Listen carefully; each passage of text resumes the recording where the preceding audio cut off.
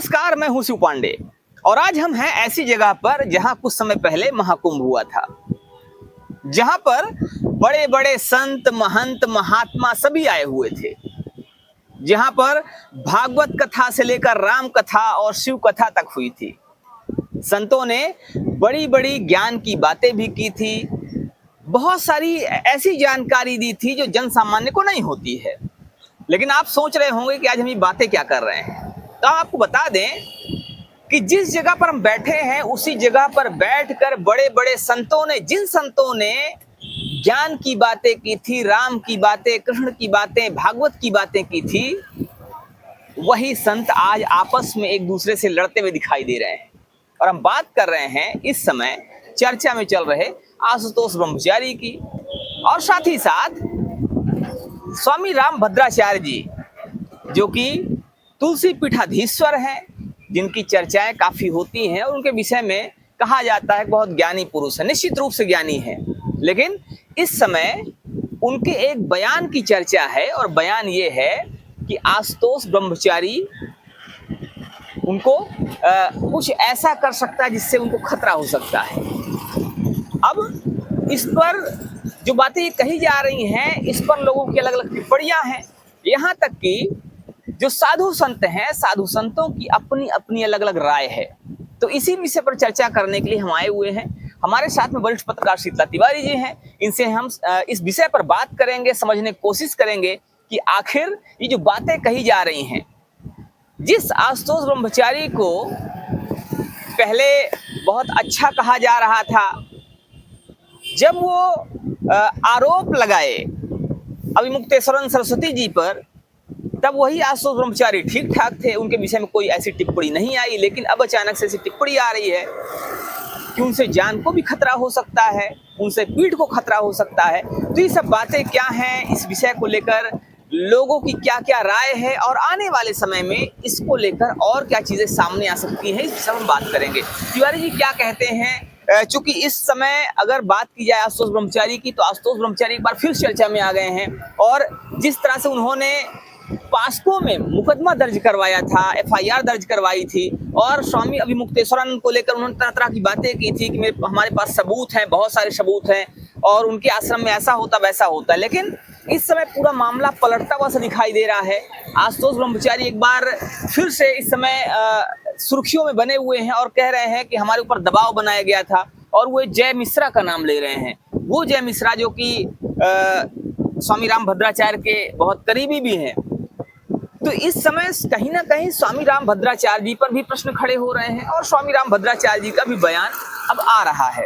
क्या कहना है आपका इसको लेकर, और क्या लगता है कि जो बातें जिस तरह से तैर रही हैं सोशल मीडिया पे, क्या स्वामी रामभद्राचार्य जी पे भी प्रश्न चिन्ह खड़े होना शुरू हो गए हैं, और क्या आने वाले समय में उनके ऊपर कोई आरोप लग सकता है? देखिए, सबसे पहले बहुत बहुत प्रणाम, नमस्कार सभी दर्शकों को। पांडे जी, जो आप कह रहे हैं जी कि आशुतोष के बारे में, जी, बहरहाल आशुतोष अब महाराज भी नहीं कह सकते, इसलिए कि वह व्यक्ति ऐसे काम कर दिए हैं कि लोग जो है, हम क्या, हमारे दर्शक भी जो है उनको महाराज नहीं कहेंगे जी। एक शंकराचार्य पे, जिसको जो है प्रशासन, देखिए आरोप प्रत्यारोप की बात अलग है। 2025 में शंकराचार्य माना गया, 2026 में कहा गया कि शंकराचार्य का पेपर दिखाओ, आप नहीं है, वो तो बात की बात है। लेकिन कहीं ना कहीं जो है, एक अगर हम शंकराचार्य अगर नहीं भी उनको मानते हैं, एक संत है वो, और संत के ऊपर इस तरीके का घिनौना आरोप जो लगाया गया, इसमें ऐसा नहीं है कि रामभद्राचार्य जी को पता नहीं होगा, क्योंकि जैसा ये कह रहे हैं आशुतोष की, वो जो है उनके जो शिष्य है रामभद्राचार्य की, उनका जो है हम पर दबाव था। अब शिष्य का अगर दबाव है तो सामान्य बात है, गुरु को तो पता होगा। इसका मतलब ये है कि इनको पता था। अगर नहीं भी पता था, अगर मान लीजिए अगर कहते हैं कि इस बार को लेकर नहीं, उनको नहीं पता था, तो क्या कभी रामभद्राचार्य इस बारे में वार्ता, यानी उन्होंने कभी इस बारे में बात तो नहीं की, उन्होंने बताया नहीं कि आखिर शंकराचार्य के बारे में ऐसा क्यों कह रहे हो। चलिए ठीक है। जब पांडे जी, याद होगा, हमारे दर्शक भी समझते होंगे, प्रेमानंद महाराज जी, उनको किसी से कोई मतलब नहीं है, राजनीति से किसी से कोई मतलब नहीं, बिल्कुल राधे राधे उनका सब कुछ है। तो रामभद्राचार्य जी ने उनके बारे में जो है कटाक्ष कर दिए, और उनको छोड़ दीजिए। जो उनको जगत गुरु अपने आप को कहते हैं, जो उनको जगत गुरु मानते हैं, जो लोग हैं, जो ब्राह्मण समुदाय सामान्य जो लोग हैं, उन्हीं के बारे में कह देते हैं कि भैया ब्राह्मणों में कई भाग है, अधम है, कौन है, ये सरयू पारायण, ये सब जो है, चलिए इनको भी। अब उसके बाद जो है दलितों पर भी उन्होंने सीधे सीधे कह दिया, भैया जो राम का नाम नहीं लेगा वो फला चमार क्या ऐसे शब्दों में जो है।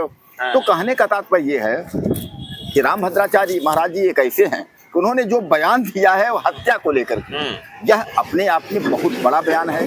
जैसा वो कह रहे हैं कि हमारी हत्या, यानी मतलब कहने का तात्पर्य अभी तो एक तरीके से खेल खेला जा रहा था, लेकिन अब जो आशुतोष कह रहा है कि केस वापस लेने के लिए दबाव बनाया जा रहा है, ये गजब खेल चल रहा है।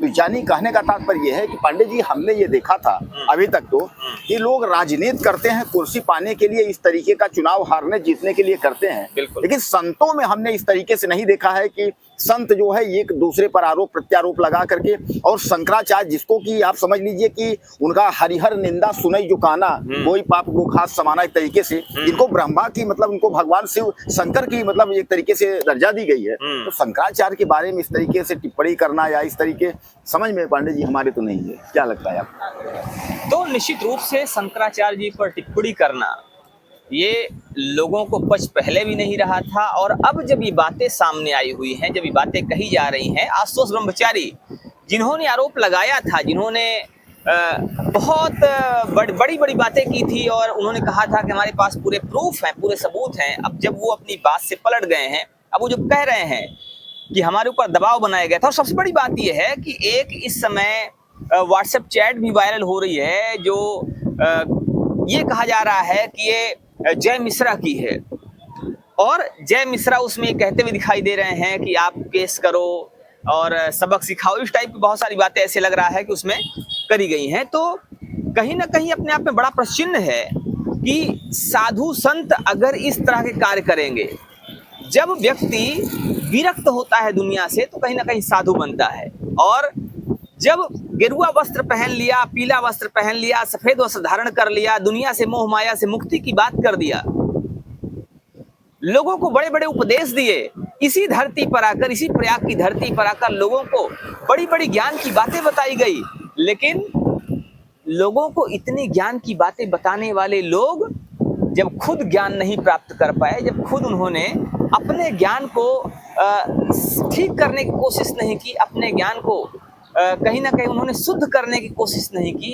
तो कहीं ना कहीं प्रश्न तो खड़े होने ही हैं। और इसीलिए जनता भी इस समय बहुत सारे आरोप लगा रही है, बहुत सारी बातें कर रही, तरह तरह की बातें कर रही है।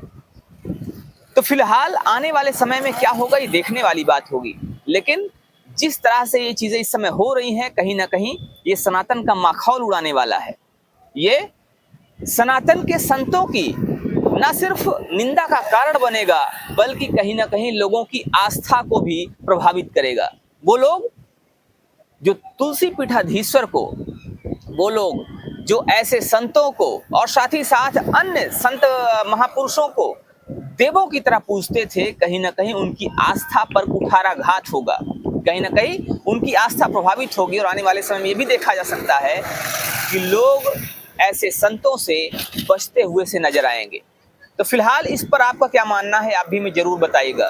क्या वास्तव में तुलसी पीठाधीश्वर स्वामी रामभद्राचार्य जी को खतरा है? क्या उनकी पीठ को खतरा है? और अगर खतरा है तो ये खतरा अचानक से क्यों हुआ?